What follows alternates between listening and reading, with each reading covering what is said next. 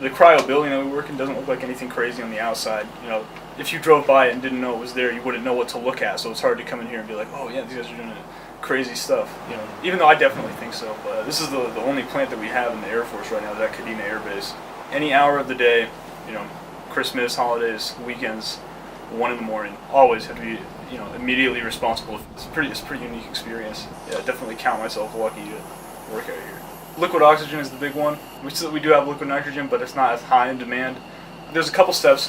Essentially, we're pulling it out of the air. It's getting compressed down to a very small size. And when you compress the air into a small size, it gets hotter.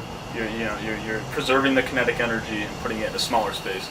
So then it's the same thing as the compression process, but you know, inversely so. Insofar as it's the same kinetic energy, just getting spread out over a massive space, and that just causes the temperature to plummet down to, you know, negative 321 Fahrenheit is what the temperature at which nitrogen coalesces out of the air. You know, any aircraft that goes in the air has to have our product.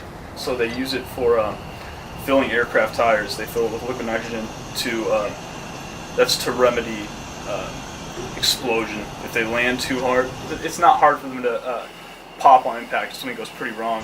If that tire was just filled with, you know, atmospheric air like our car tires are.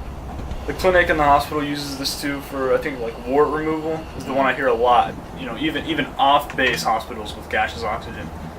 So yeah, undeniably life-saving work.